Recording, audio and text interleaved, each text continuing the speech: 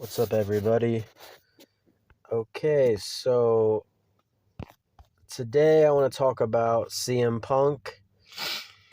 People in AEW were said to have felt to being betrayed. Okay, so basically, CM Punk went on Ariel Helwani's podcast recently, and it was reported back in April of last year that he went to Raw, and I remember it was a Raw in Chicago, and I remember reading about it. It seems like yesterday, but that was a year ago.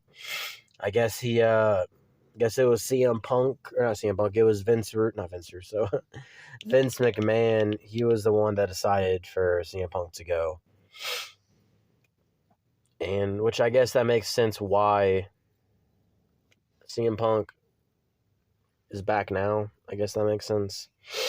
But basically, Vince was running things via Skype, and I guess CM Punk, quote unquote, wanted to go say hi to a few friends backstage, which he hasn't been there in a decade. He says he just wanted to say hi to Bailey. I think he's just trying to fuck Bailey. I mean, maybe his wife was with him, which if that's the case, it's different. I take that back. But if it was just him by himself, which I don't remember it being reported, I thought it was just by himself.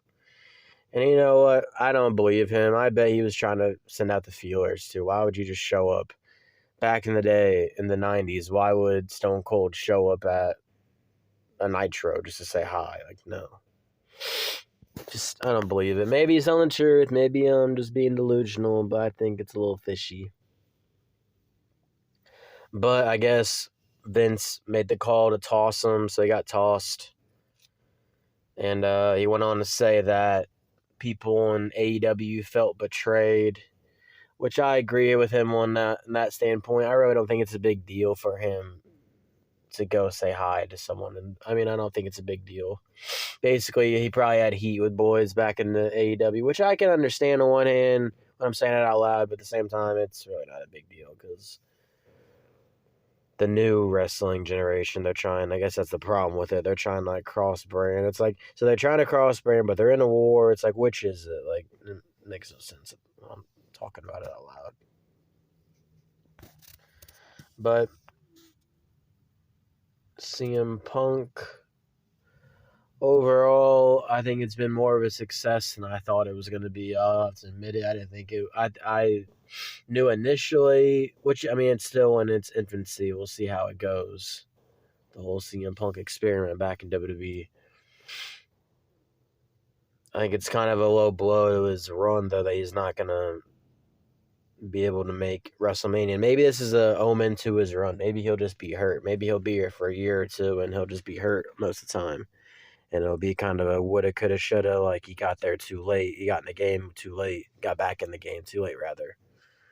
Like if he would have came back in like 2016 when all those young bulls were in there, Dean Ambrose. Like instead of doing UFC, he would have came back and did wrestling. He would have taken a year to train and do wrestling and then came back. Even 2015, 2016, around that time, even 2017 at the latest, things would have been a lot different for CM Punk. I think it was a mistake for him to do UFC. I know he wanted to do that, and good for him, and that's cool for him, but I just think overall he shouldn't have did UFC. He shouldn't have went to AEW. Just, I don't know. He'll still be remembered as one of the best in his generation. It's not going to really take anything away, but I just think, just for my opinion of him, it just kind of. But then again, I think it kind of brought CM Punk back down to earth because CM Punk thought he was the shit, which how could you not when you're the best in the world? And you're touted as that, and the company pushes you for a couple of years, and you get to fuck AJ Lee and this and that, and fuck other divas. How could you not think of the shit? So, I get it. But please like, comment, subscribe. Let me know what you guys think down below. I'm out.